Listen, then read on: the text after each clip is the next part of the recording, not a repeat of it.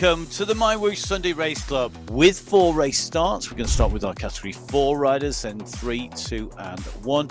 Our riders lined up in yellow, that is our Category 1 riders. In green, our Category 2. In blue, Category 3. And Category 4 in red. They are making the play. They're taking and setting the pace, and they should, if it works, knock rider after rider, just like the flakes of wood, off a piece of stick. And at the end, they'll have a beautiful carving of their liking. It was a quality field today, and it is a large bunch. It's going to be so interesting to see both of these groups of riders heading into the base of that climb. It's David Darn who is riding quicker on the climb. He's about to make the catch to a big group of riders, and this is the lead of the race overall. He's doing a thing. Well, there you go. He's riding away from Il Pino and Narengo, and he's doing it on a climb. 13.5 kilometres of climbing ahead of them, and the gap up the road, well, take a look at that. They can see the back of the group.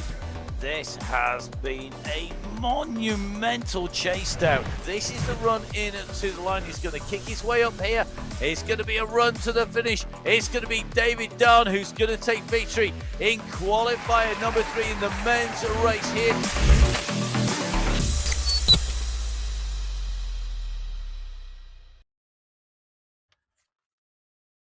Hello and welcome to the MyWhoosh Sunday Race Club, or as we say in Yorkshire, hey up! Good to see thee. We're here on the MyWhoosh Sunday Race Club. It's qualifier number 4. It's in July. As you can tell, it's me, Matt Payne, here, and we are live from the studios. And when I say we, I'm in the studio with... My name is Emma Martin, and not from Yorkshire. Down south in Hampshire, we speak a little better. Oh, indeed you do. So, welcome to the race club. It's great to be here, and I'm going to revert to my normal voice, or I'm going to sound very weird all race. Great to have you with us. Welcome to Qualifier Race number 4. It is our bonus race because we get extras in July due to the way the calendar falls. Next week, of course, it is our final. This week, we are in Alula. We are. It's the Heritage Climbs Day for our men on the Sunday Race Club. 45 kilometres of racing today and 506 metres of climbing. Now you can see the course in front of you. There are some rolling hills on the run into the 39 kilometre start point of the Heritage Climb. It's 5.5 kilometres in length with an average gradient of 5.3%. However, there are some exceptionally steep sections on this climb, and we will see it head skywards of 10% in places. Now, along the way, there are 6 green sprint segments of 300 metres each, which will give us an indication of how the racing is going across our 4 categories. Indeed, and each of those snapshots will be trying to bring you some updates on each of our groups. Now, remember, the groups are separated by 5 minutes between Category 1 and Category 2, that's yellow to green, 10 minutes from Category 2 to 3, that is green to blue, and 5 minutes between Category 3 to 4. And Category 4, of course, is the category in the red. There are first starters, or first wave away, and they are the riders who are going to take to the course here in Alula and really set the scene for everybody else who follows.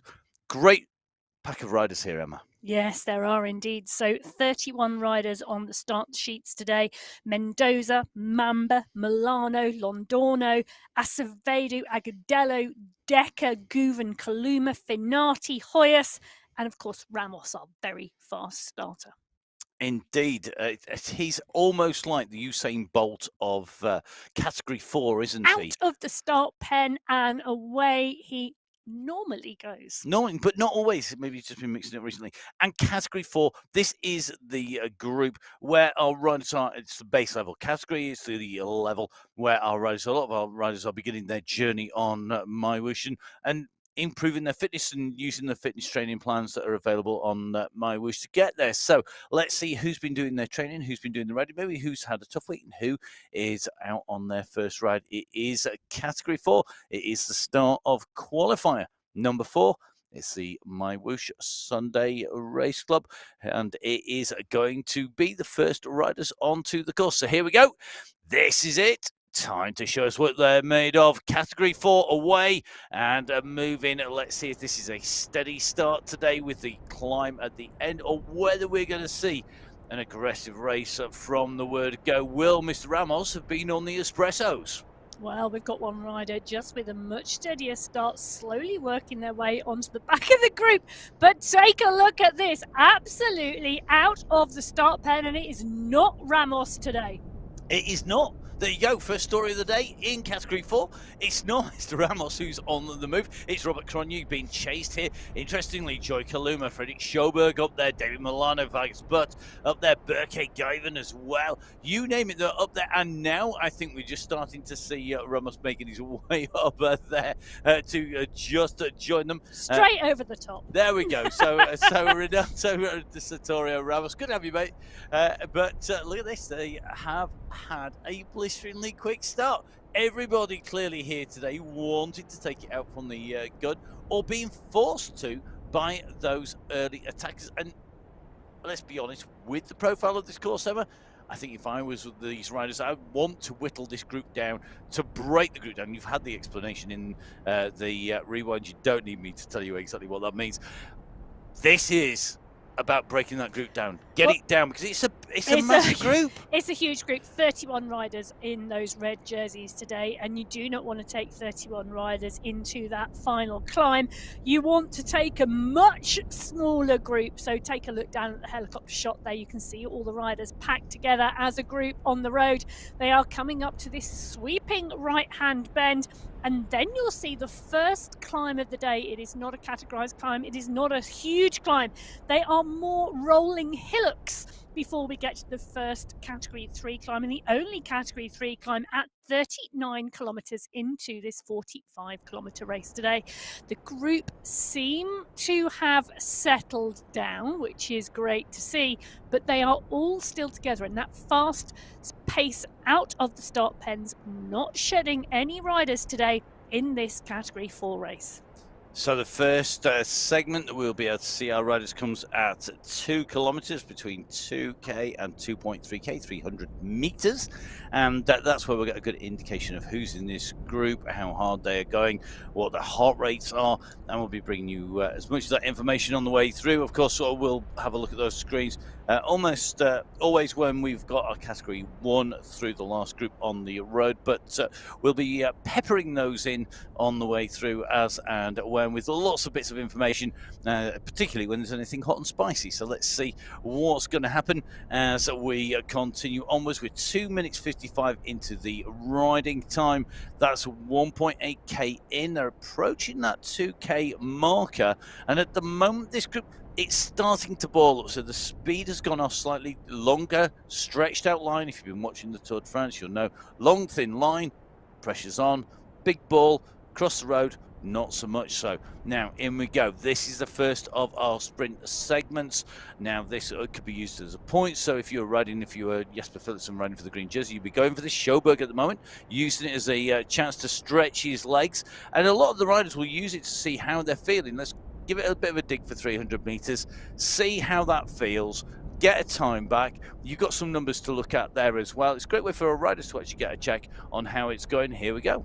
Well, these riders at the front of this pack are not backing off the pace at the moment, and it's Butt picking up the lead here as we're seeing a bit of an attack and a real stretch on the group at the moment in this Category 4 race. Now, our first 3 timed segments coming within the first 10 kilometres of this race today, so we are really going to get a picture of to see how this race is going.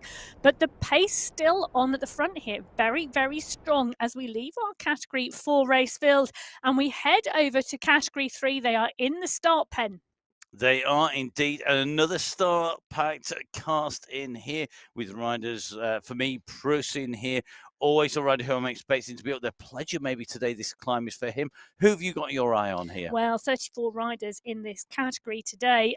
Pleasure, Roncalli, Gakes, Staples, Bulgarin. Aaron's been riding really strongly as well. Dahn took the win last week. You know, so I think they're all here, and this could be a really good race today. Could be Staples, could be Miller. Let's see who's going to take this out. Let's see who is going to be on the top when they get to the end. It is 45k racing to go. Well, as the final seconds count down, our blue jersey category 3 riders, they are away on the MyWhoosh Sunday Race Club. This is qualifier race number 4 in July. So away they go out of the start pen. Stretches on the group at the moment is Garin, who is at the front, and the pace is strong. We've already got one rider just dropped off the back there now. Any problems or issues at the start? A dropped water bottle, for example, can cause those challenges, but away go this group, and the pace is setting down a little bit now, around 3 watts per kilo on the front, as the group all concertina together and become one large blue blob on the road. And Emma, if you were racing in this, you drop the, say you've got a water bottle to hand, you drop your water bottle. I'm sure these riders maybe even have more than one, given the race distance. You drop your water bottle.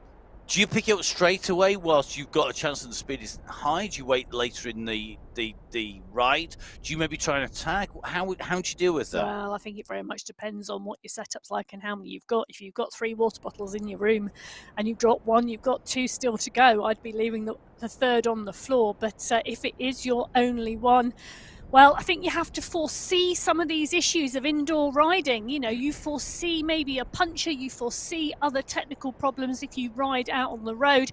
You need that foresight to see what technical issues you might have on the MyWhoosh Sunday Race Club, and dropping a bottle or something such as that is one of the issues you might have with indoor riding. And, you know, being prepped for that is absolutely part and parcel of being on the race here.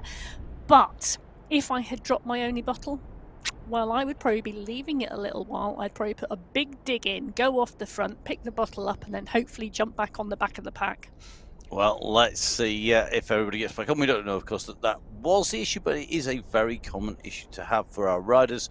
Remember, of course, not everybody riding with a support team and crew beside them to help them out. Because, yeah, to be honest, that would be my issue. Text somebody in your family or your households to come and pick it up for you. Or your teammates. I mean, we know when we get to the top level of the sport that a lot of the riders will be riding with a manager or DS beside them to help them, to keep an eye. They'll be watching the live feed as well. So lots of action. Now, right-hand side of your screen looks like we've got one rider just starting to push clear. McCurry it is at the moment. So Brett McCurry opening up a little bit of a gap here with a 4.3 watt per kilo move. Hoyos is responding. He's coming across at 6 watts per kilo, so he clearly is intent on not missing the move here and being across. And now we're starting to see riders come across, and what you don't want to happen is to be at the back of that group and maybe miss a big group of riders going down as more and more people join that front break.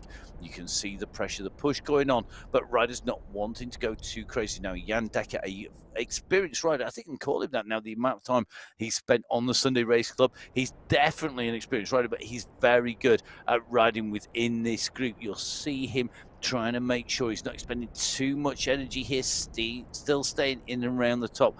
Now, the guys on the left of your screen, they are the riders in category 3 in the blue. They're a little bit further back. They're just approaching that 2K marker for the first of our sprint segments. And this is the Old Town Sprint, so 300 meters of riding to go.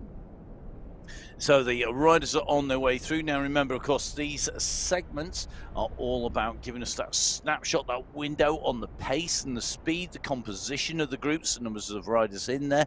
During Sunday Race Club, they are not a sprint competition like we saw on the MyWhoosh Championship. If you want to see what happens when they become part of a sprint competition, then go and have a watch back. You can see the championship on Twitch TV and on YouTube. Please do have a look back. Get yourselves fired up because it's going to be amazing next year. So let's take a little look at those riders. I mean, you've got the numbers in front of you, I'm hoping, as they go through. I think Vag's time in category 4 from memory was a 32-second time. 31 actually, as we take a look through there. So 31 seconds from category 4, but going through leading that pack. Now category 3 were indeed slower than category 4, with a Bellows time leading category 3 through 33.9 seconds, so nearly 3 seconds slower than the Category 4 race field, as we see Mark Dadson pick up the pace on this Category 3 pack. It's been a slow start. He's not happy. He's away. And he's on the climb. So as Dadson attacks, it's Maggott coming back across. You've got a Bello behind there chasing.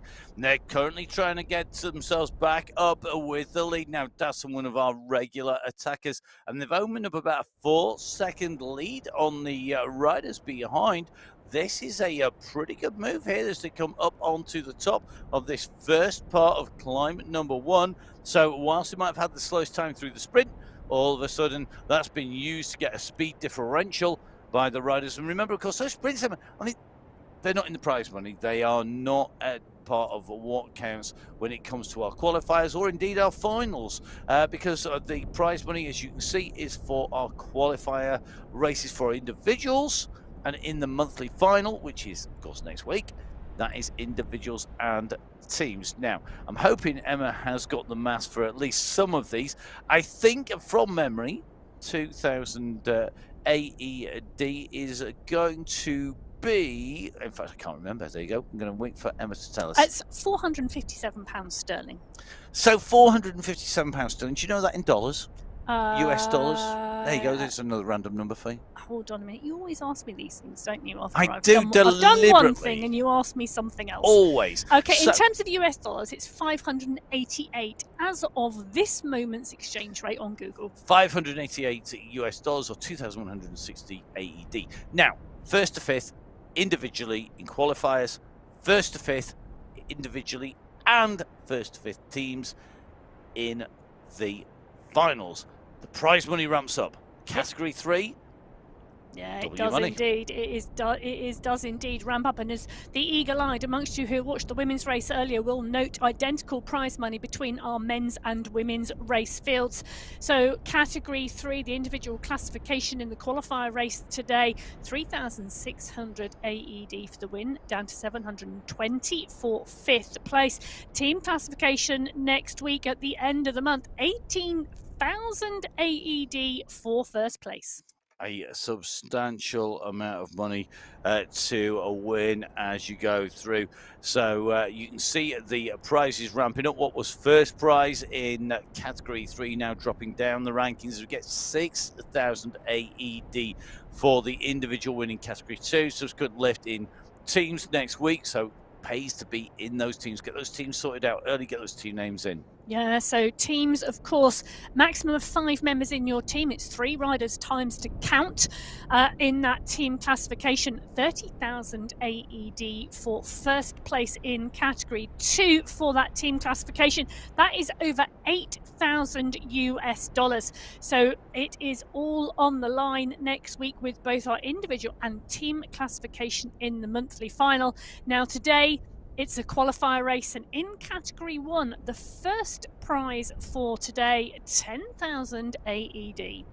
And that, to give you an indication, is a huge amount of money, but look at that team prize. Yes. Look at the team prize, 50,000 AED. It is always really close, the team category in Category 1. £10,589 sterling at the moment.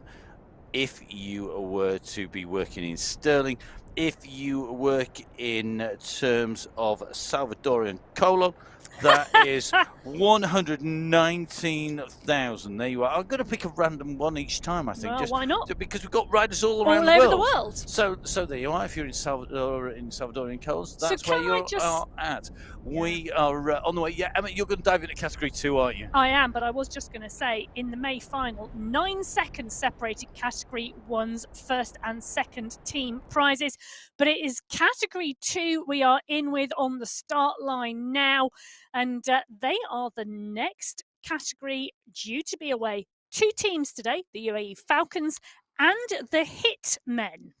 Indeed, my favourite team name of the day so far is the Hitmen. Well, 36 riders on the start sheets today, and again, it's a really strong field. Parisi, Phillips, Quadrelli, Kranich, Swart, Bjarhead, Smythe, Simmons, Spratt, Alramethri. It's going to be a good one. It is, and don't forget Simmons, Sprat riding for the Hitmen, Hamdan, Al-Tanaji, and Al-Ramethri for the UAE Falcons. Let's see who is going to take this out. Who will take the win? Will the Hitmen score a number one today, or will they be at the bottom of the charts? It's time to find out. Here we go. Category 2, qualifier race number 4. We're away. The clocks are ticking. The time, the distance, and the riders' legs all spinning up as we head out onto the course. So as the riders head out from the start pen, there's a little gap appearing already in the group. 1 or 2 riders just being distanced by the pace on the start here. Now Sprat very much part and parcel of that pack with Simmons, Cusimano, Kayan, Oviedo, Kranich, Von Haren. All of these riders well and truly in this leading bunch at the moment. So this group are moving it out as one big pack, all the big names in there. Michael Suarez, Bert Kay and Henry Oyso just seeing go through. It looks to me like Dennis is in there, Kranich, Bjarhead, Van Haren. I'll tell you something, this is going to be a good one today. We have got an absolutely stacked field. Category 2, when I identify with, this is my category. I take ownership of this, even if at the moment I'm probably being category 5. One of the things I'm wondering about this group today is whether we're going to see tactics play out, as in will the riders be practicing tactics that they might be using in the team competition next week. Now we have seen that from this group before. We've also seen that from category 3, and it's often interesting as riders come towards the end of the month to put their teams together and then actually ride together and test out the things they might try in the final. Yes, I think that's a very interesting point. We have had teams do that before. We have had riders do that before, and we've seen that come into play. I think also with category 2, what we need to bear in mind is that this is one of those categories where we've got such a mix of riders, because it's in the middle of the categories. You've got riders on the way up, you've got riders on the way down, depending on their training, their progress, where they are, how well they are, where we are in season. All those things all play in. And I think in the middle categories, you get that sort of flux because you get people going up and down. I think it's very, very dynamic. And yet, it's always feisty. It doesn't ever seem to be a complete sit-up from this group. No, it is a really interesting point you mentioned there, Matt, because we do see movement between the categories. In fact, Khan Kayan has indeed come up from category 3 to category 2 this month. So has Swart. He's moved up. So we are seeing those movements within the groups, and that does play out differently when we start putting teams together for the final. Il Pino, for example, moving from this category into category 1 this month. So all of those team dynamics from the June final playing out differently in the July final. Well, let's see how that plays out as we see a move from Joy Kaluma here. Now, if you were watching the women's race, you will know what happened in terms of tactics. We're not going to give you any spoilers here today, but very interesting to see that Joy Kaluma in category 4 has gone on the attack. He's got a 9-second gap or so on the main part of the group. He's not getting a massive response. Meanwhile, in the category 2, we're seeing another move go. This time it's Daniel Cadiz who's on the move. He's got Simmons, Bjarhead, and Parisi trying to chase at the moment, and you can see they're chasing by the numbers that are coming out, the watts per kilo. This is a game of numbers, remember. This is about putting the power down. It's being able to watch what other people are doing. You can't look over your shoulder and see them sweat. You can't look across to see whether they are in. You can't hear people breathing. Those numbers, that information, all part and parcel of knowing what esports is about. It's not the same discipline as road, track, mountain bike, or any other. Esports is esports. It is very different, and I think it's key to know that. Set of riders who do know that, absolutely. Category 1, this contains our fastest riders of the day. It also contains our new riders in. Great to see some big teams in here. UAE Clan team, of course, are here. The Italian Gelato squad, Belgian Waffles represented, and Panay Racing as well, with Nicholas Panay representing them for the first time. Good to see the new team names up on there.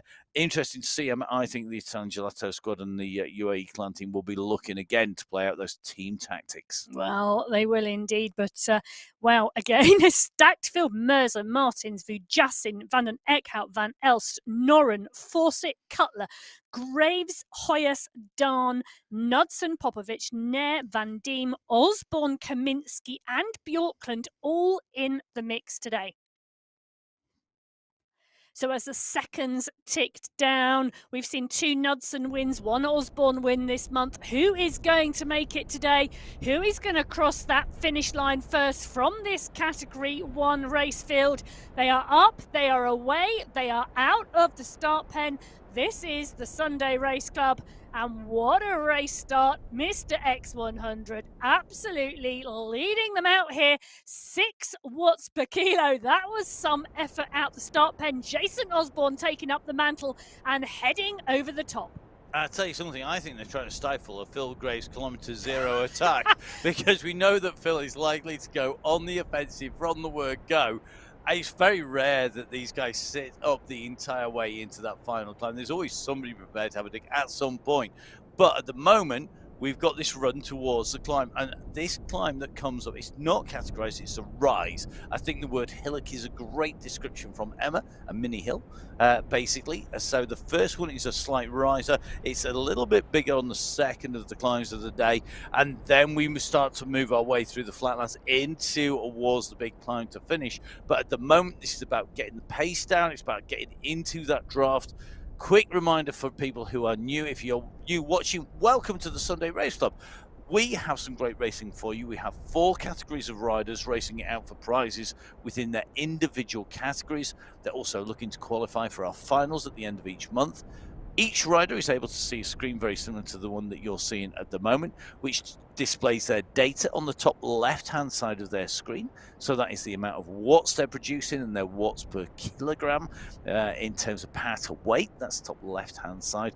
The watts are in green if they're in the draft. They're black if they're out of the draft and not saving energy by hiding behind somebody. It tells you the pedal cadence and the heart rate of the rider, so how fast they're pedaling, in this case 86 or so revs per minute, and a heart rate around about 135. You've got the speed travelled, currently speed travelling about 40 kilometers an hour, just hovering between 35 and 40. You can see that changing, the clock ticking up with the time of the race so far and the distance travelled. Top right hand side of the screen, this is a great one from a racing perspective. You've got a satellite navigation view. The rider we're watching is the largest disc of the discs in there, and then each of those discs represents a rider. You can see whether the group's coming together, it's spread out, you can see it's one bunch at the moment. You've got the gradient, slight downhill into the minus 0.1 at the moment, 0%. So basically just leveling out. Then we're going to run into the climb and you'll see that increase. Further up we go, it'll go up into the red and black as we go into those bigger gradients. And you can see there's the course profile coming up. So you can see we're about to head into a rise, the rider's position indicated by that green arrow. You can also see in the long bar across a real quick visual indicator of how far we are into the race. We're approaching 2 kilometers of the 45k, and that yellow bar will steadily move its way from left to right across. Down the right hand side, the final bit of data the riders can see, they can see the riders that are around them. The rider we are watching is highlighted in purple. You can see that is Wagner Silva there.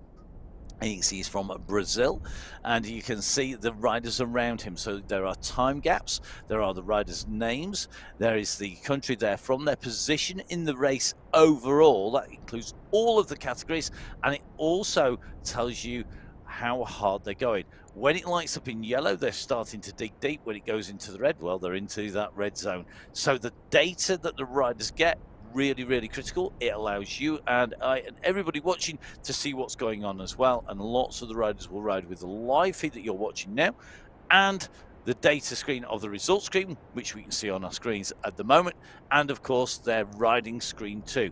Now, the data screen that comes up the results screen, really critical for taking a snapshot of the window, and Emma is poring over that screen right now. Yeah, I am indeed. So the Old Town Sprint at the moment, the fastest time through was indeed our Category 2 riders.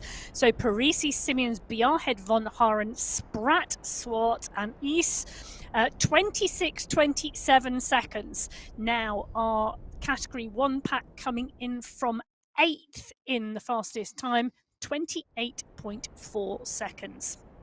So you can just see a move started to go off the front, and we said they were trying to stifle an attack by Phil Graves. Graves in the red zone, Bjorklund right up there, and everybody trying to respond. And you see top right-hand side of your screen as we go over the water, which is in blue, there's a long dotted or yellow line, and that is the group stretching out.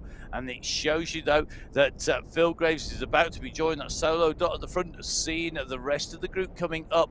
Now, it could be that we see a breakaway go clear. It could be as we go over the top, we see groups start to get distanced. If you are riding for the first time, we do say this regularly, and we really do mean this, don't lose heart if you're not in the very front of the racing Category 1. This contains some of the world's superstars of the esports world. People like Zach Nair in there, Jason Osborne, we see people like Michael Vink who race on the continental world scene. Really have got the top of the tree in there. When you get separated out, you'll end up in a category, and it could be like Bernard Maga at the moment, who is currently in the lead of Category 3, started to open a gap on Alex Pledger behind of about 18 seconds. It could be that you're in Category 4, 2, or you may be staying in Category 1 if you have shown us that you are good enough to be there. But initially, everyone into Category 1, it does mean some riders do get distance quite quick, but don't lose heart. Get those rides in, particularly on the Tune-Up Tuesday. It's your opportunity to jump in and get yourself into a category and get yourself into a race category by showing us what you can do on a Tuesday as well, and some great racing in there as well. Well, absolutely, and interesting to see we've got a couple of new young riders joining the Category 1 race field today. Benjamin Brignall from Canada, under 23 rider, and Tom Breyer from Belgium. He's a junior rider still with some phenomenal performances, so really looking forward to seeing what he can do here today in this pack. And welcome to the Sunday Race Club. It's great to have you on board. Let's see what the racing unfolds. Indeed, I'm really looking forward to seeing those youngsters, particularly when we hit the climbs, because when you go uphill, one of the really important numbers on MyWhoosh is the watts per kilo. Now that is they haven't filled out yet, have they? They haven't, and it's power to weight. Now, whilst they might not have the power of the bigger, older, stronger riders, they also generally don't have the same weight. They are just younger and smaller, and because of that, they have a great power to weight ratio. That means when the road goes skywards, generally they are at an advantage. However, it works the other way around as well, because a lighter rider will struggle to get back on. Now, Emma and I probably can give you a good indication of that, because if we are going up a big climb, so let's say we are in Australia where there's a big climb halfway through, or at the end of this climb, when you're going up the climb in Australia, you'll find that Emma has a much better power to weight ratio than me, because Emma is substantially lighter than I am. However, after all that suffering, if we get to the top of the climb and we're going down the other side, because I am heavier, just a little bit, honest Gov, generally it'll be Emma who's having to pedal, and you'll be pedaling much harder on that downhill. Well, I always find that for a lighter rider riding with a heavier rider, downhills are always unfair, because I have to pedal exceptionally hard to stay with the guys. If I go out with my cycling club or my race team, and you're out with the men, you have to pedal exceptionally hard to stay in the pack on the downhill whilst they are just coasting. Now, talking about just coasting, no one is just coasting here. We have packs on the road. Category 1 in yellow, a large pack now coming up for 5.5 kilometres. A smaller pack of Category 2 riders, because there has been a lot of action in Category 2 coming up for 9 kilometres of racing, 13.5 for Category 3 and Category 4 further down the road. So Ospina Hernandez is a rider who has progressed from Category 2 to Category 1. He's comfortably in the pack at the moment. We've got a bit of an attack at the moment going on at the front of this group. As they go under that banner, that is the banner for the finish of the second sprint segment here today, as we are in with X100 in this leading group of Category 1 riders. Now, again, it's interesting, isn't it? That Category 1 pack steady on the road, because it is Category 2 still the quickest going through segment number 2. So Parisi leading this through 21.8 seconds. Then a plethora of green jerseys continuing down to 12th place, Nicholas Spratt. Then Category 4, Soberg pushing on there. Khan Category 2. In fact, it is the young rider Tom Breyer in 15th place, 24 seconds and 7.7, the fastest time from Category 1. So really interesting watching this. Henry Ace, the rider who was highlighted just there by Emma, is the one on your screen now. Ace riding, of course, with his teammates Spratt and Simeons. They're the riders who are going to be working together as the Hitmen's team. Now, the teams at the moment, really, it's about riding together. It's about those bragging rights. It's about getting to know how you go. Maybe set your stall out. I mean, we see teams that are trying to be dominant on all sorts of scenes and set out that they are the best team, full stop. And that, I think, we are seeing once again. Well, and really interesting to see this. Well, it's interesting to see that Simeons, Yuce's teammate, is actually on the front of the pack pushing 5 watts per kilo. Well, perhaps they don't like the fact that we've got a rider, so Betty is looking to move across, and maybe they weren't keen that Betty was moving across. They wanted to send Ice up on the road on his own. Or maybe an alternative scenario is that they're using this climb to try and spring clear the whole of the team by sending one rider up, then sending another, and then sending another. Basically, what they can do is bring a set of smaller group of riders and fracture this into 2 groups or 3 groups, and maybe that's what's happening. It's lit the fire beneath that pack at the moment as Vujassin lights the fire in Category 1. Vujassin pushes on at 7 watts per kilo here. He's sweeping round the bend on this downhill section and pushing hard to go away from this Category 1 pack. So Vujassin pushing. Osborne is doing the chasing with Ospina, Hernandez, Knudsen, Darn, Graves, Bjork and Kirchner and Cutler are all lined out behind, but this is Vujassin pushing on. It is indeed. I'm wondering whether he's got a reason to push here to try and go clear, to try and open the gap here, because it's very early in the stage of today's racing to move through. As we go past Munoz at the moment, Steven Munoz in Category 2 just being caught. This is interesting, Matt. Yeah. This is Ilpino doing the chasing. Now, Ilpino has come up from Category 2. He has not raced with this Category 1 pack before, and he's chasing Vujassin down. He is, and we've got Osborne responding to it. Osborne doesn't want to let this go, and Osborne is, we know, an absolutely class act. A little bit of background. Jason Osborne is an Olympic medalist. He is an Olympic medalist in rowing, but he's also a rower who has a phenomenal bike career as well. Yes. Racing for the professional teams, for the De Koenig squad, racing right up at the very top level, and he's absolute class, and a rider who has proven himself time and time again on MyWhoosh. He's joined by Zach Nair, another rider, a rider who we know is a top class in the world of esports. You've got Tim Cutler up here, another rider who has shown time and time again he's capable of going with the moves. And Michael Knudsen, really interesting, already having to show his colours by going up the road. Now, the UAE clan team that we have Michael Knudsen riding for, quite often they would chase that down with somebody like SS or Mistakes 100. It's been at the moment, Knudsen, who's doing the chasing here. Is this a change in tactics? This is 5 riders away, you know, Matt. There's 5 riders clear, and the quality of these riders is astounding. Cutler, Osborne, Knudsen, Fujasin, and Nair. Now, this would be amazing. Let's not forget, 12 different riders in this category have taken top 5 places in the previous 3 qualifiers. The strength and depth in this Category 1 race field is outstanding. It is indeed, and you can see why these riders are worried. Look at the top right-hand side of your screen, dot to dot coming across. That is very telling. Pim van Diemen, who was chasing as we left that screen in the Lonely Castle sprint, coming across with the fastest time. And if you look at that screen, the fastest times have not come from Knudsen or Nair or Osborne up at the front. They've come from the chasers behind, who are trying to close that gap down. And that is very telling.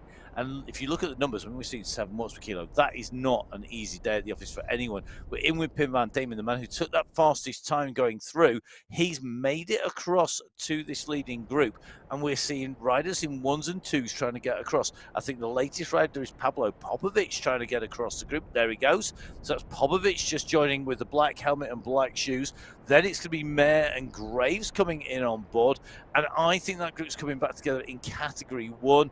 I think they might have lost a few bodies off the back, but I'll tell you something, if you talk about matches being burned, I bet there's a lot of matches burned there. Well, 28 riders in that leading group currently in Category 1. We talked about strength and depth with 10 kilometres into this race. 28 riders, and on the top right-hand corner of your screen, you can see how spread they are down the road. What a fabulous shot, just showing that pack and the stretch on it, and the numbers keep flashing in amber and red, indicating the effort these riders are putting in to get to the front of that group and stay in the front of the group as the gradient starts to go up. It does indeed start to go up. I mean, we came through the Lonely Castle sprint. That's to the base of the second biggest climb of the day.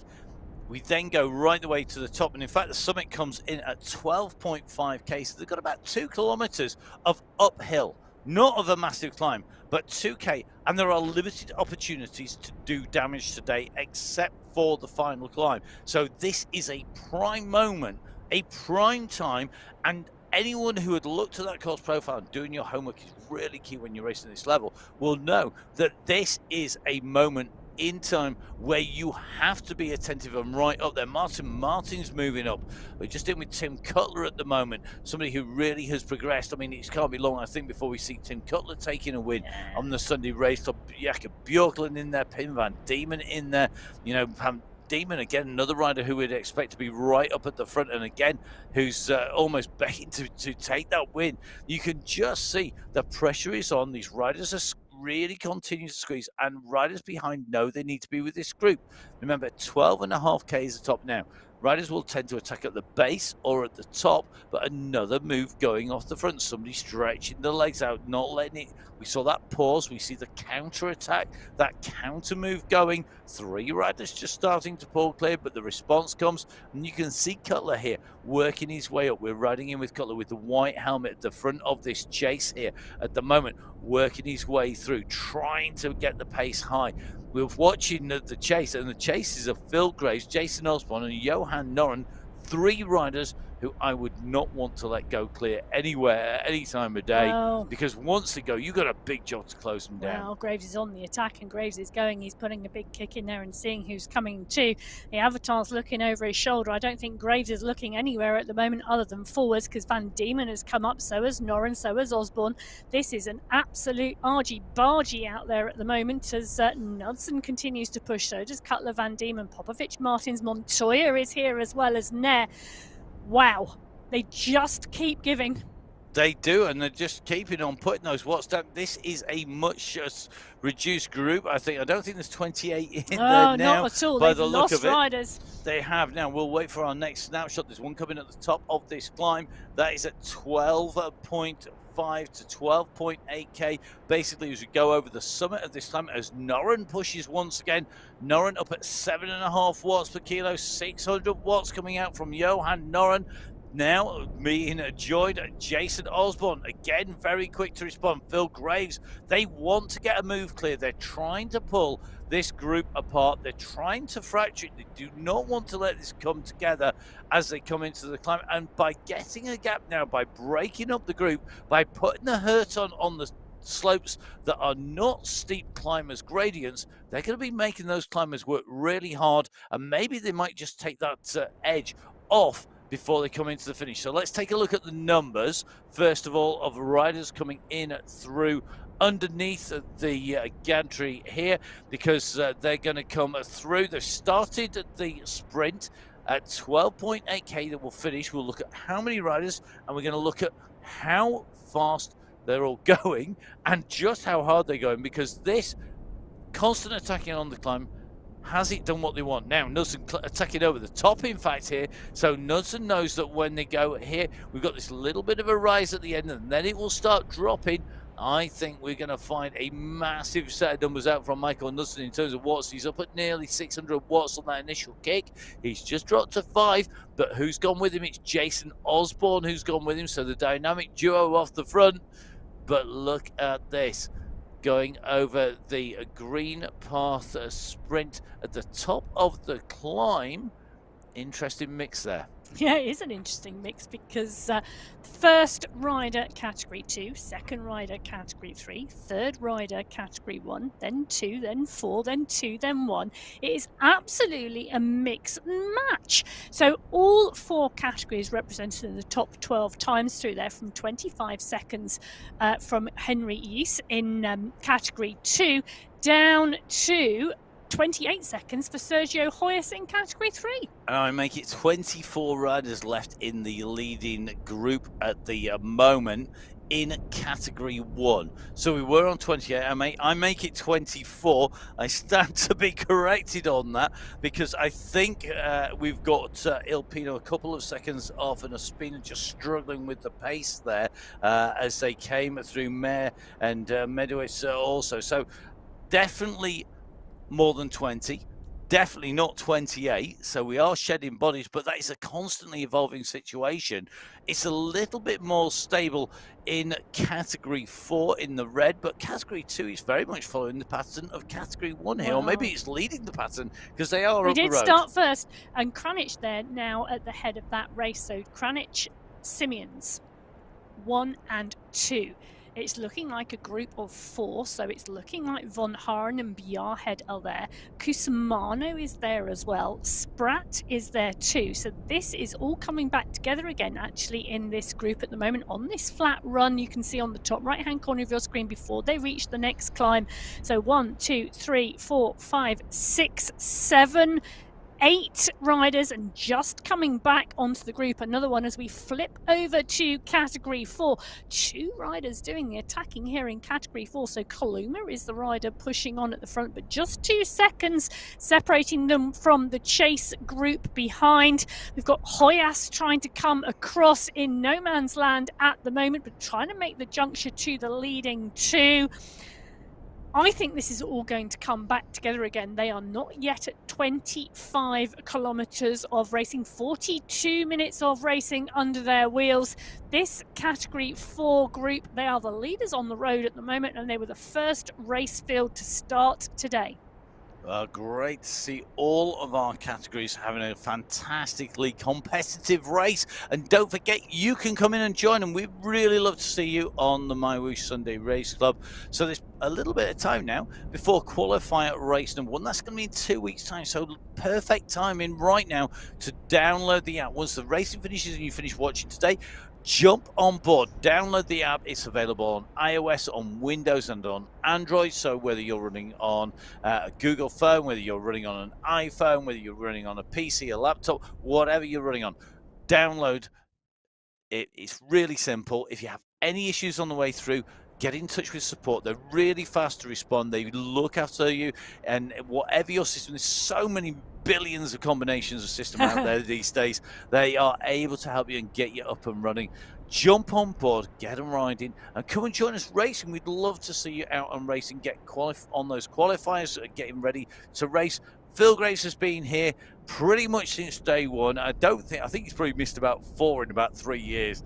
You don't necessarily need that level of dedication, but you know what? We always love it when people enjoy it so much. Yeah, but you also get to meet people from all around the world, other riders that you can ride with on the Sunday Race Club, and other events and workouts on the MyWhoosh platform. You can meet people from all over. We've got riders in here from Colombia, from the Middle East, from Australia, from Ireland, from Belgium, from Scandinavia, from all around the world coming together. Now, if you do want to join the Sunday Race Club, head over to the events page on the MyWhoosh website, click on the Sunday Race Club, and you will find some documents there. You will find the technical guides, you will find the rules, and you will find frequently asked questions to help you get set up and ready to race. You can also head over to the MyWhoosh YouTube channel and take a look at the races that have already been completed. It will give you an indication of the race fields, the tactics, the routes, etc. Take a watch, put your feet up, have a coffee. It's doing research and homework for racing the Sunday Race Club. It is indeed. So let's have a little look and see who's doing the business today. Well, it's pretty much everybody. I mean, I can't remember when we've had a time when all 4 categories have been so active. It is a particularly aggressive race here in the men's race here today. Well, it's an innocuous course, isn't it? Ooh, you think? Now, I that's do. an interesting statement. And so you think this is an innocuous course? I think this is...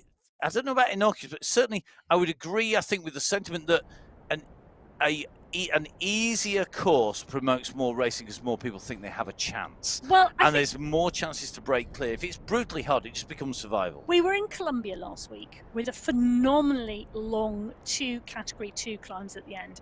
The Jebel Hafit was the week before. Qualifier 1 was the Australia Outer Loop, which is a technical course in its own right. But then the men's final in June was the Jebel Hace. So, you know, 3 out of the 4 of those races have been really long climbs. I mean, 900 to 1,000 metres of climbing on those courses. Today we've got 506 metres of climbing. You know, so pretty much half the climbing that we had last week. Now, I think you look at that and you think, oh, well, that's going to be an easy ride till we get to the end, and then it's a hard 5K till the finish line. But the quality of this race field, you cannot take 28 riders into the final 5.5 kilometres because they are all capable of racing hard for 5.5 kilometres. Eyeballs out, and there's such a fine distance between their abilities. They've got to go early and they've got to make this race hard. And Knudsen here and Graves, you know, are absolutely doing this at the moment. So Phil Graves pushing on again with Vidal Mayer. Knudsen coming across to them because he doesn't want to let them go. Neither does Osborne. No, he doesn't. And I think that for me is really indicative of what we're saying. It's not brutal. It's not survival. There's enough lumps and bumps to keep these riders on their toes. And it's not pancake flat. It's always changing. So that variation in terrain is really testing these riders out. And it's absolutely begging for a breakaway to go. It's a bit like the start. If you've been watching the Tour this year, it's been absolutely brutal. The Tour de France has been on. It has been one of the best Tour de France's probably for a long, long time, if not ever. It's been really great to see. But what has been really telling, that whole Tour has been a bit like this.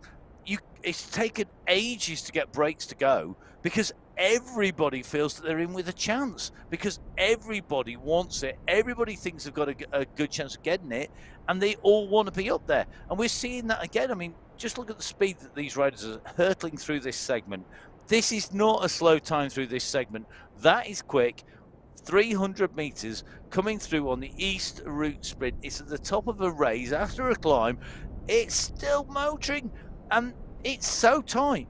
You know, it's really, really close. Kaminsky going through there, 23.734. But the big numbers that I'm looking at, 553 I watts know, from look at it, Kaminsky. 7.9 watts per kilo. They were attacking and attacking and attacking through there. And if you're not on the attack, you're answering the attack or you're out the back. Yeah. So you've got to be on it. You cannot let the group go. You can't let them go down the road. You're going to struggle to close it. It's just brutal. And it may well be that this is going to mean that the midsection, remember category 1 at the moment at 20k, the section between the early climbs and the big climb at the finish, you may well see a little bit of an easing. If that happens, though, the mood these riders seem to be in and the racing it's generated, for me, means somebody else is just going to have a go. That's Category 1 on the left, Category 4 on the right. They're the riders furthest up the road. They are approaching the 28k mark. In fact, they hit it right now. They've exactly the same thing happening. We are seeing moves going off the front. We're seeing riders being pulled back because this is really aggressive racing. And at the moment, they're showing no signs of easing off. Bear in mind that they are currently coming up to what is the final riser before they come in to the finish. So they have got the final rise, this little climb that they're about to hit now. That is the final lift and drop before you come in to the finish of any note. So it's the final chance to maybe break clear and get a little bit of room before you come into the main climb, or the final chance to put some hurt on to somebody who's maybe better on the really steep gradient. Well, I'll tell you something, there's 22 riders in that Category 4 leading pack at the moment. So at 28.4 kilometres into this race, they really have not lost a lot of riders from that pack. 20 riders, I can confirm, currently in the Category 1 leading pack. So this is looking like whoever is doing the attacking, the packs are still coming back together, whether that is in Category 1 or indeed in Category 4. Great racing as always, and I think maybe been lost in all of our analysis here, Emma. Are we seeing Renato Satorio Ramos saving his blisteringly out of the gun attack for the final climb? Well, maybe he's reversed his tactics round. Well, who knows? It's going to be very interesting to see. But can I just say, before I lose the opportunity, going back to the conversation about the Tour de France, we have yet to update our viewers on where we stand at the moment on the final day of the Tour de France in our fantasy Tour de France teams. Well, I tell you what, I'm just going to let's just see if something goes clear on Category 2. I can do this really quickly. Let's just watch the racing for a second longer, shall we? I'm hoping Emma's going to forget about it. So we're just watching Joe's Classic. We will go back to Fantasy Tour de France Leagues in a moment, but another attack, another move being made, another breakaway trying to go clear, being closed down. The mass of riders going from the back to the front. We've seen this time and time again in the Tour de France. I think this attack, I mean, you can see the numbers are up there in the road. We'd see that nearly 9 watts. In fact, we've seen over 9 watts per kilo go in this attack here. They don't want to let this go together. This is at 23.6k. This is not even registering just about as a bump. It's like the printer on my course notes blipped. Well, you know, like there was a tiny little seismic jump in the room on the course map, but they're using it. I'll tell you what this is. This is the Hitmen. Oh, it is. Yeah, hitting it hard. So the Hitmen hit it hard with Spratt and Simmons. Bjarhead is matching it. Von Haren and Kane Cusimano are trying to cover this move at the moment because the Hitmen's team of Simmons, Yuis and Spratt are absolutely going for it. And take a look at those caps. Oh, I love those caps. They are amazing. The caps being currently worn by the 3 riders out front at the moment. The white cap with the red dotted peak. It's Spratt and Simmons. Cusimano and Bjarhead have joined them and gone up over the top. So 4 riders clear at the moment, 2 seconds back to the gap. So really active race here with Spratt and Simmons on the front, again breaking this race up. Critical moment here in the Category 2 race. Team tactics being brought into effect, and one of the key things to remember, riders on MyWhoosh have the ability to communicate in the game. You don't need a separate program, you don't need to log on to something different, you can communicate in game. Now all the riders in the game can communicate with each other if they are individuals. So there is the option to switch your mic on and talk to each other as individuals. But if you are in a team, you register in a team, you talk to your teammates. You can keep your tactics secret and away, so you don't need to worry about whether you're attacked by the crocodiles or the lions. Are going to be brought back in because it's broadcast on TV. It's private, no one else can hear you, and you can organize what you're doing. And I think we've seen the Hitmen utilizing that in Category 2. We know that the UAE clan team always work as a team, and they are so well coordinated. Their communication is second to none. Well, it's Vidal there that's gone down the road in Category 1 at the moment. He is the rider 4 seconds down the road, currently riding with Eduardo Parisi, the Category 2 rider. You can just see those about to go into that right-hand bend. This is the chasing pack in Category 1. Van den Eckhout, Popovic, X100, Noren, Martins, Van Diemen, Cutler, Bjorklund, Graves, Knudsen. I could keep going. It is a class field this today, and it is giving us class racing, attack after attack after attack. Will Vidal Mare stay clear, or will the group come back to him? Well, it doesn't look like there's a concerted response, and now we're seeing Mr. X100 start to stretch out, and really interesting to see Mr. X100 has, biggest news of the day, ditched the red bandana. He's gone for a black helmet. With incognito. Maybe so. That's going to make life interesting when we're trying to call it. I've spent the last 2 years talking about the man in the red bandana. Well, it looks like it's not the case this time around, so very interesting to see a change of kit there for him as he makes his way down this straight, chasing Vidal Mare, and it's Mr. X100 who's doing the work. Look at the time gap there. It's hovering about 3 or 4 seconds, and I hate to break it to Vidal Mare, but if you're one rider up against the UAE clan team, you're not necessarily going to think you're going to make it. I certainly wouldn't. Well, whether they make it or not is we are about to see as X100 leads the charge at 6.7, 6.8 watts per kilo. He is hunting Mare out front and bringing him back in, but he is also bringing the group behind him with him and up onto that wheel in front. Well, let's see who will take this out. Mr. X100 clearly doing the work there for the UAE clan team. Going to bring this back, I suspect. Gap down to 1 second. And this is where you've got to be really careful. You've got to watch out for a counter attack on the way over the top, because that is what has to be the tactic of everybody else. Once that group comes back together, put another counter attack in over the top. Watch out for culprits like Osborne, like Graves. They're the riders likely to go over the top and go on the offensive. In fact, I think that was quite prophetic, because that's probably my best prediction of the day. Phil Graves has gone on to the attack. If only I could do that on the Fantasy Tour League. So come on, Emma, put us out of the misery whilst Phil Graves is doing his traditional attack. What happened in the Fantasy Tour League? How much did I win by? You didn't. Oh. Yeah, sorry, 510 points difference. I have indeed won, unless something dramatic happens today, I have indeed won the Fantasy Tour de France. So, I'm going to take something from this, because do you know what I am? Because I'm in second place, I am in the same place as Tadej Pogacar in the UAE team. So Tadej is going to come second in the tour, expected as long as everything goes to plan. Yeah, but you've come last. No, I've come second between us. I'm going to go for second. It might be first loser, but it's still second. Well, you're the only loser, because there's only 2 of us. We'll have to expand this out, I think, next year, because I, of course, am very pleased because I did pick the right Yates brother. Because I do have second and third place overall at the moment. So you've got Tadej and Adam Yates. And Adam Yates. They were my 2 UAE team riders. They were. And do you know what? I have to say, it's been an absolute pleasure watching the aggressive racing, the strength of character of the UAE team. Make sure you give the men's team a follow in the men's competition, the UAE Emirates team. Give them a follow on social media.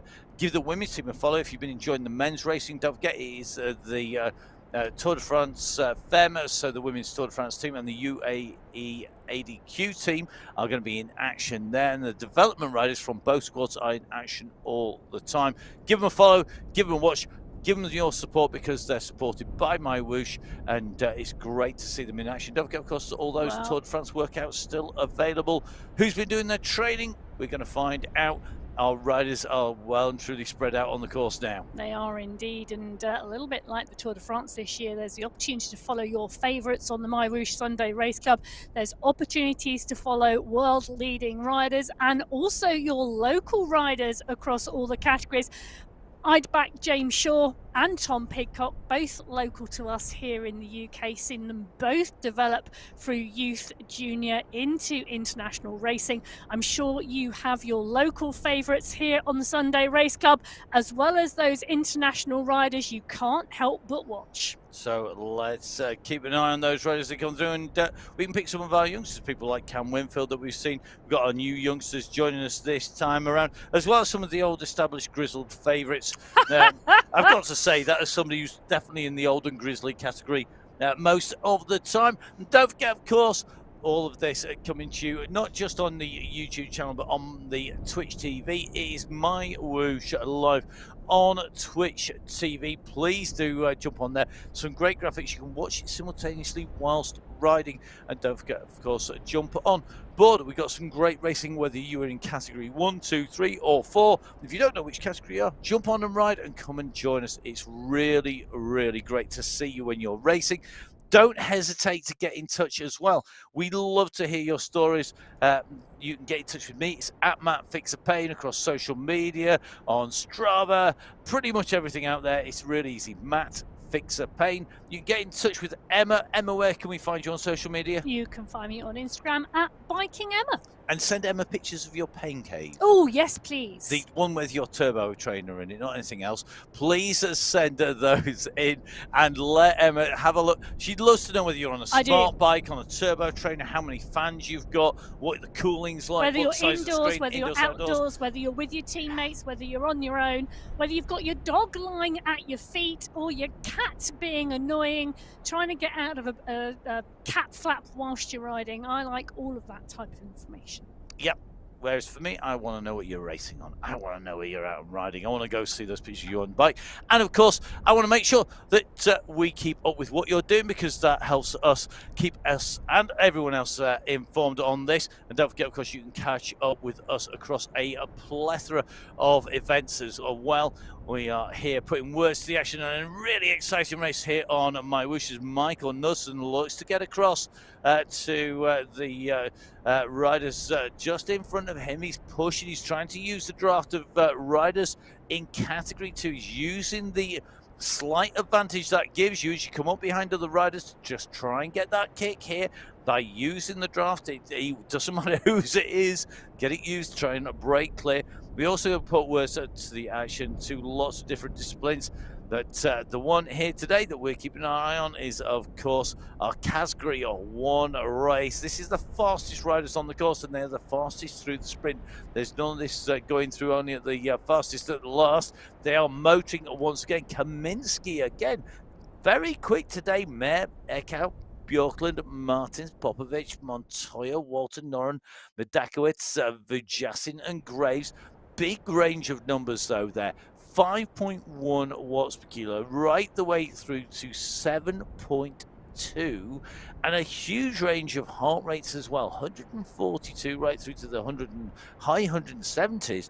That is a massive range of different bits of road, different abilities and different levels of commitment. Well, I'll tell you something, category 1 are really motoring now. 18 riders in this leading group.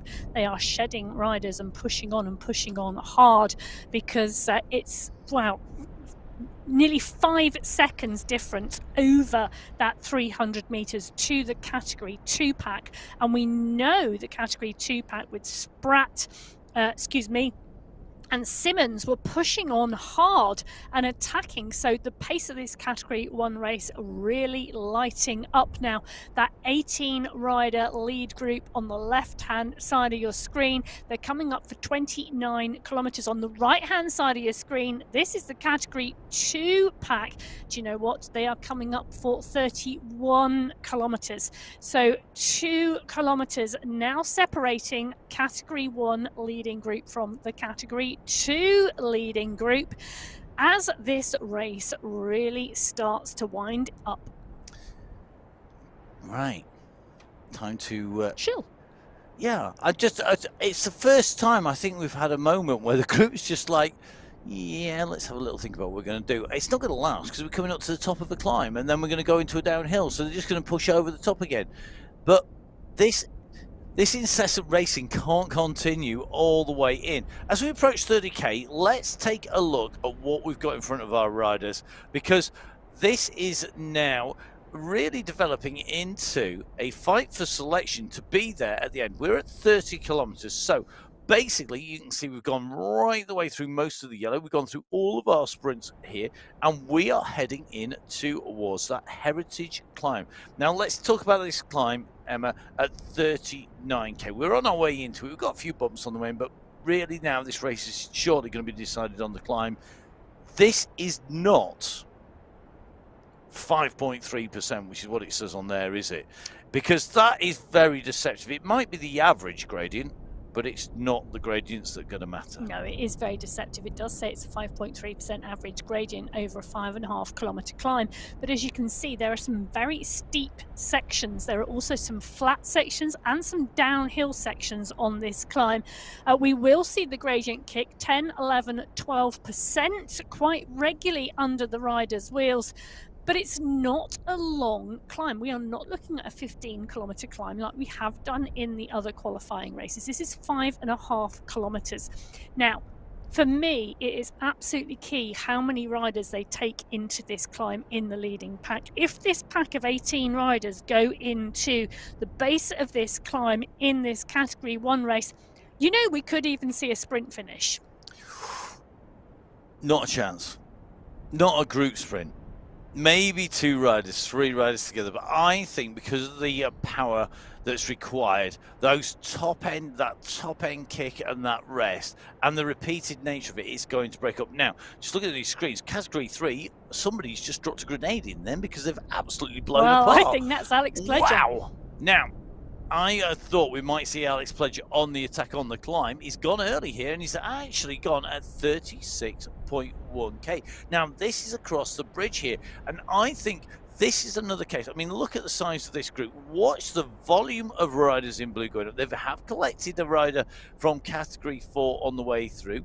I think that is going to be Michael, who's dived in there. So Michael Marcus Sedner, who's joined in from Category 4, just trying to catch a lift with this Category 3. But this is a huge group. It is. And again, taking this in to that climb is very, very risky. Category 3 currently at 36.5. Category 4 are still 1.1k in front, so 1,100 meters in front.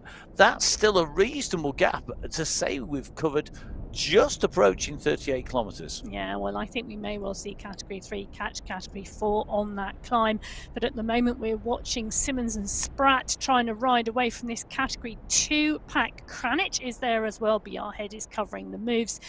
So they are not being allowed their own way. But this group is a lot smaller now than our other category lead packs. It is indeed. This is probably the smallest group we've got on the in terms of the lead, and have had for pretty much all race, and even with the attacks going in. But this is really, really tough today on Category 2. They've broken this apart. They've smashed it apart. Meanwhile, Category 1, we're seeing a break go down the road. Again, more race action from our riders on MyWhoosh on the Sunday Race Club. This time round, well, the irrepressible Phil Grace has company in the shape of the Swedish rider Jakob Björklund, and Björklund has been increasingly aggressive at race after race, and this may well be them trying to change the makeup of the race. Behind, I'm not seeing a concerted chase. I can see them holding them, but when you look at the numbers of the chasers, Van der Niehout, Osborne, Matoya, Popovic, Kaminsky, Mr. X100, we're seeing 3s, 4s, 5s. Graves and Björklund, they are pushing and continuing to push at 4.5 to 5.5 watts per kilo. That means that they are pushing this attack home. Well, Björklund did indeed have a 4th place in qualifier race number 1 in July. That was the Australian Outer Loop, where it is a hard first half race to the top of the climb, and then it's important whoever goes over that top of that climb in that pack is likely to go in for the sprint, and Björklund was there at the finish line. He took 4th place. So Björklund on good form this month. As we drop back into category 4, this is Acevedo. Acevedo is attacking on the run in to the base of the climb. The base of the climb coming at 39 kilometers.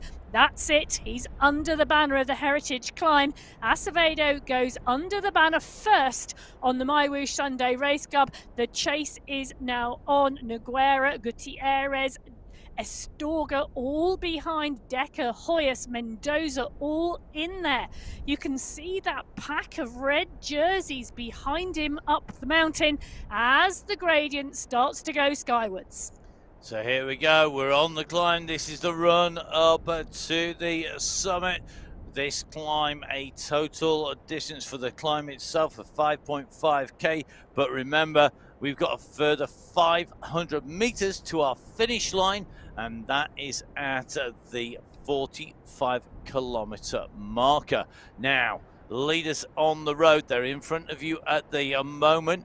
The riders are working hard to try and close down the gap to our leader at the moment.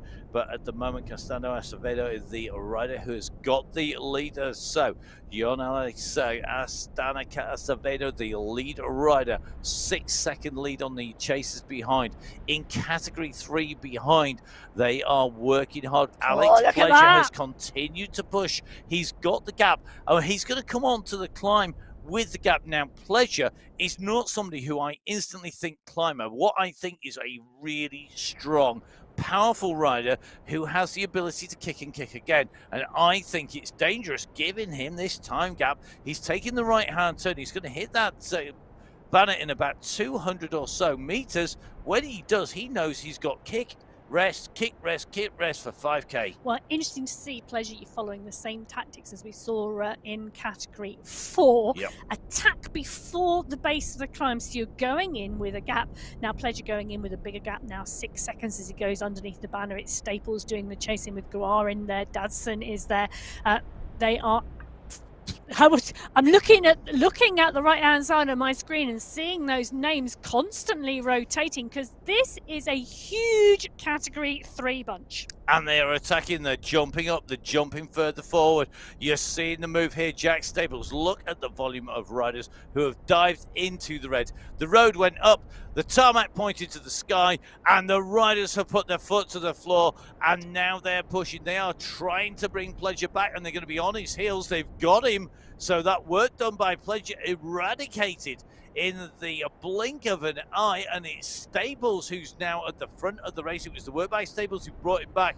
The rest of the riders have been able to benefit from that, and we have a big pack back together in category 3. Category 1, we're still seeing the moves, but at the moment I think we're going to see Graves come back with Bjorklund.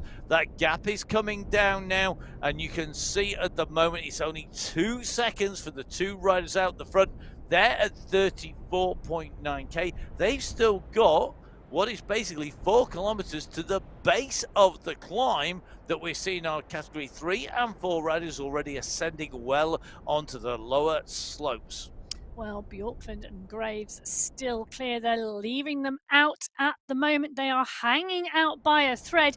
Kaminsky, Popovic are all in this group. Knudsen, Cutler, Vanden, Eckhout, X100, Mayer, Walter is here as well as Van Diemen.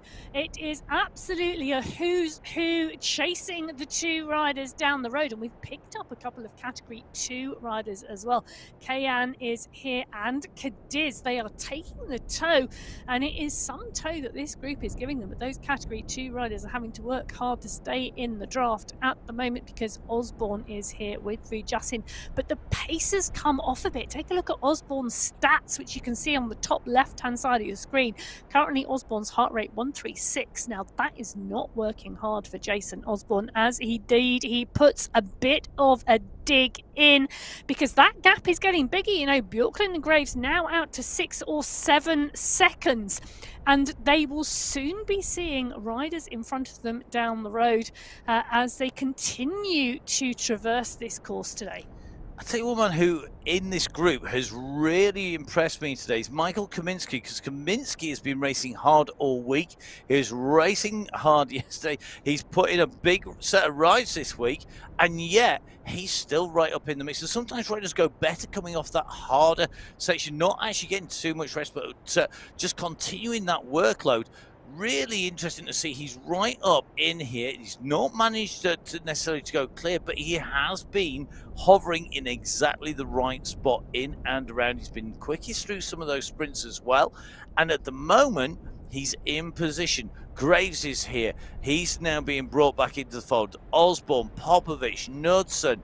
You've got Montoya, you've got Walter, you've got real who's who of riders. They are picking up riders as well in Category 2, and that for me is really telling. If the Category 2 can stay with this group, then that means that this group is A, big, and B, it is not on a climb, because if it's on the climb, that is where it will really tell. Now, just about a kilometre and a half up the road. It's a little bit further, 1.6 up the road. It is the riders in Category 2 who are up in the lead. That's Bjarhead, Van Haren, Cusimano. You're just riding in with Nicholas Van Haren on the right of your screen as we ride it with Michael Kaminsky on the left. These riders are now on their run in towards the climb. It's the run to Elephant Rock and then through. You can just see the Elephant Rock in front of our Category 1 riders. The trunk reach down to the floor. In front of them, the Category 2 riders already motoring their way out and away. And at the moment, they are looking like they are going to stay clear, at least onto the lower slopes. Remember, a 5-minute head start. Now, further down the road, or should I say up the road, it is Tom Gates, who has not only climbed up the road, but he's climbed clear of the rest of the riders in Category 3. Tom Gates, your leader on the road, on your screen at the moment, just on one of these slight downhills. He's going to go up onto the bridge. He's going to have a little bit of company. He's in the company of that early kick from the lineman, Robert Cronje. Cronje, the rider who set off fast in Category 4. He's with Gates at the moment. Gates leading out Category 3. Category 4, though, the leaders, they are further up that hillside. And this is not that far, is it, Emma? They're less than 500 metres up that hillside. Actually, Matt, as Gates continues, he'll now start to work his way through the entirety of the Category 4 race field. Each rider he sees will give him motivation to make the catch, as we can see the motivation behind being led by Staples to catch Gates. So Staples working hard to catch Gates. Guarin and Roncalli are there as well. In fact, I think that is Jack Staples' head you've just seen bobbing on the screen behind Gates as they bring him back, and Roncalli, who has been on real form this month, coming through to make the catch. So Gates now brought back in, and the pack leading now in Category 3 as we drop back over to Category 1. They're not on the main climb at the moment. They're on this small climb before we get to it. And look at the stretch here. We've got two groups starting to form here. The attack by Mr. X100 has pulled clear Jason Osborne. It's pulled clear his teammate, that is Michael Knudsen. It's pulled clear a number of riders behind. The pressure is on because it's 5 seconds back to riders like Lionel Vujassin and Pim van Diemen. They all need to get across that gap. Martin's currently about 8 seconds down by the look of it.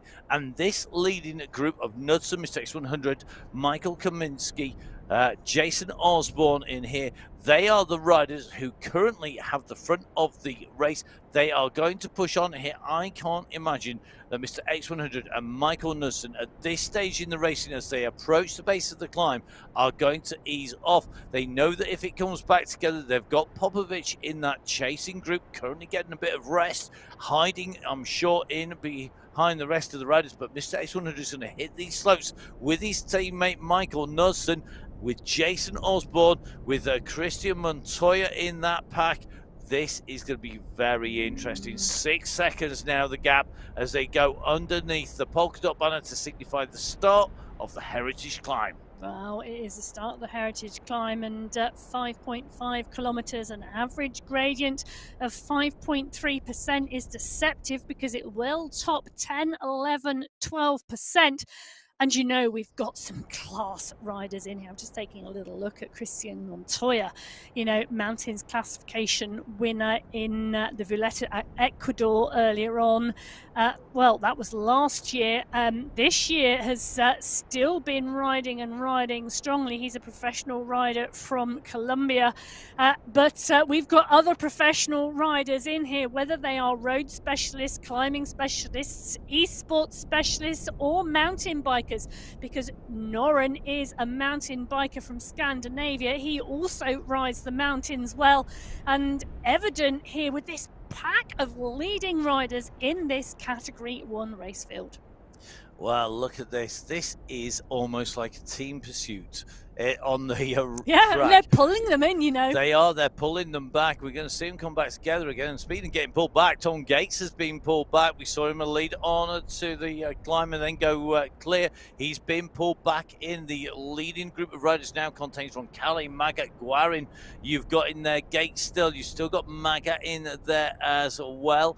They are the leaders in Category 3.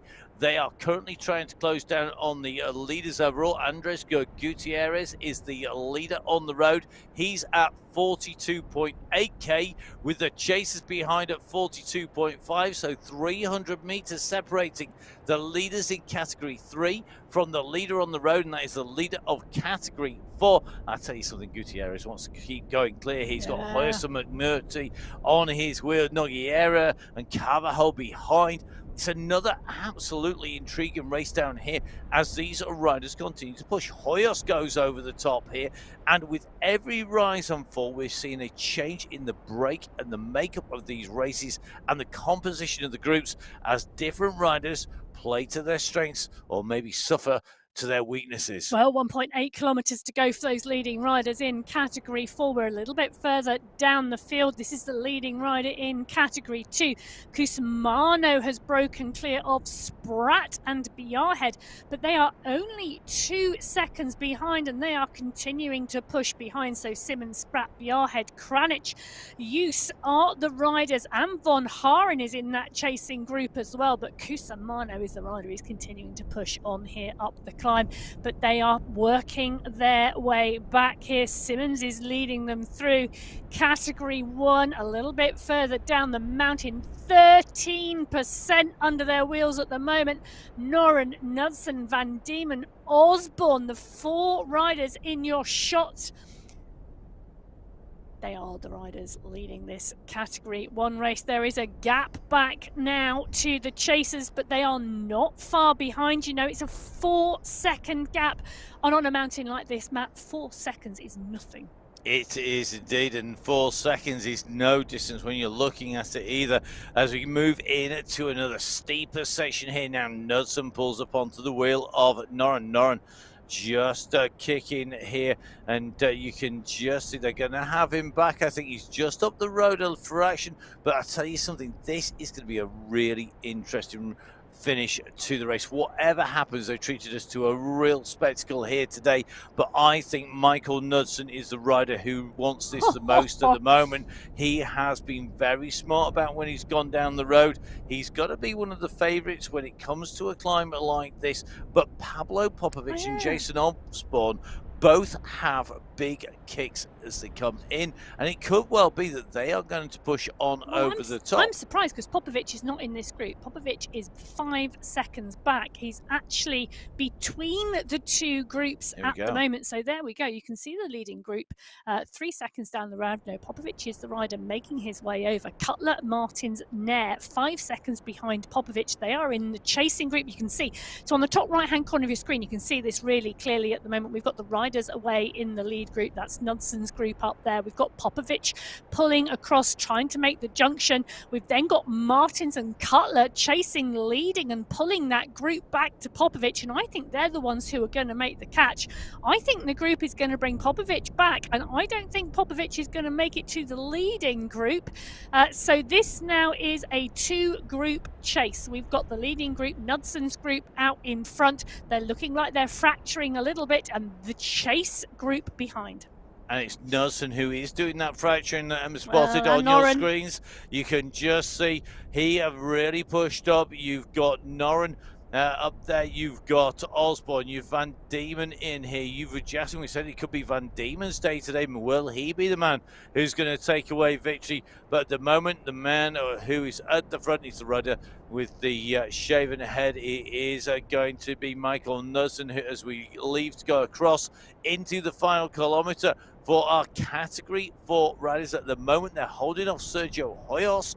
Hoyos is not far behind. He's 250 meters behind the riders who are leading this race out. Gutierrez are leading, then it is Hoyos behind. Yes, now let's just make this clear. Sergio Hoyos is leading the Category 3 race. Currently in third place on the road is William Hoyos in the Category 4 race. Yep. Let's not get them confused. That could get really confusing. So Gutierrez is pushing on here. It is looking like we've got Giraldo in 1, Gutierrez in 2, William Hoyos in 3, Rafael Montoya in 4, Ishmael Noguera in 5, and then further back down the road is McMurty. Now McMurty is not going to be in this for the top 5, but we are seeing the end banner of the climb for Giraldo. Giraldo going through that end banner of the Heritage Climb first. He and Gutierrez are through, which gives them 400 meters to go. So with 400 meters to go, it is Martinez Giraldo in 1 and Gutierrez in 2. This is Category 4 on the MyWhoosh Sunday Race Club. And they are absolutely flying. 15:45 the time of the climb, but this is the first look we get today at this technical finish over the top of the climb. The dip down and the run up is critical. It's going to be a run for the line. It's going to be race victory. First over the line will be Daniel Martinez Giraldo. He takes the win by fractions of a second as they came in and through. What a finish. They held off the chasers behind. The chase coming from Sergio Hoyos in Category 3. He is the Category 3 leader. Can he make it a win? Well, as Sergio Hoyos pushes on for the Category 3 win, the top 4 in Category 4 separated by 1.7 seconds as Sergio Hoyos pushes down now on this downhill section. It's 4 seconds back to Roncalli. Roncalli is pushing, but Hoyos is going to make this as he sees the banner and he sweeps through to take the win in Category 3 today.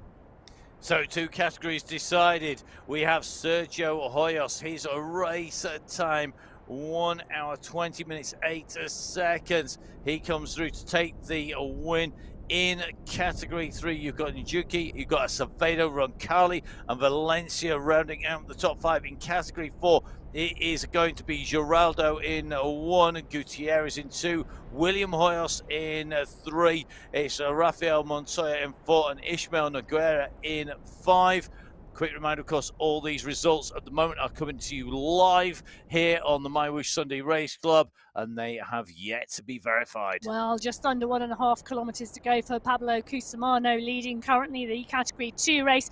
Just under 2 kilometres to go for our Category 1 riders, and Knudsen has attacked from Osborne and Noren as Knudsen goes into the tunnel, but Cusimano's got company because Van Haren is there as well. So is Oliver Simmons.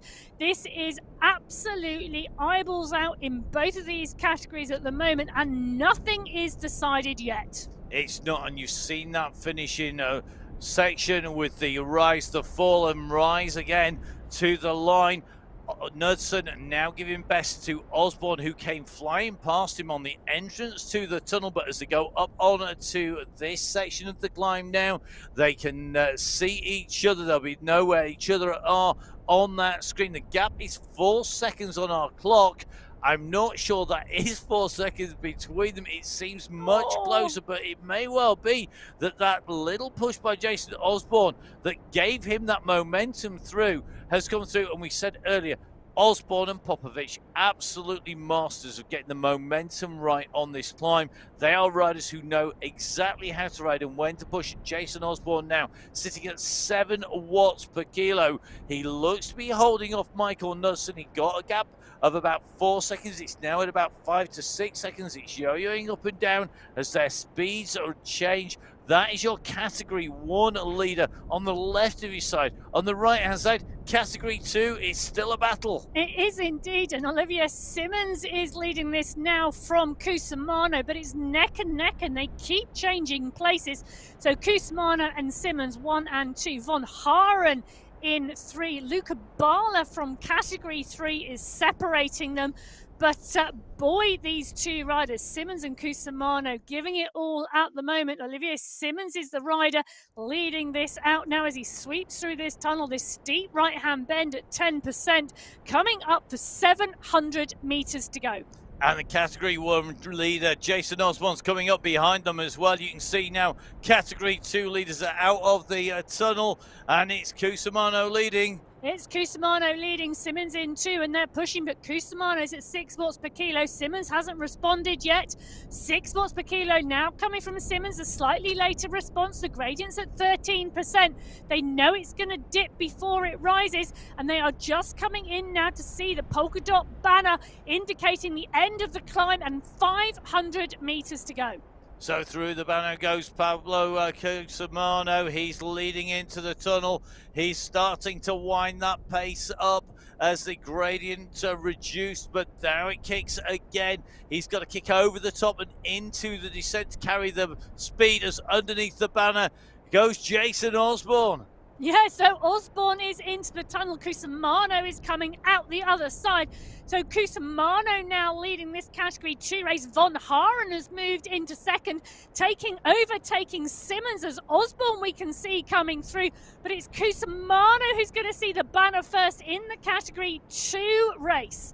Von Haren coming through for second, and Simmons going to come through for third place in that race. The next rider we're going to see is Jason Osborne. Jason Osborne is going to take the win in Category 1. It's Qualifier 4 on the Sunday Race Club for July.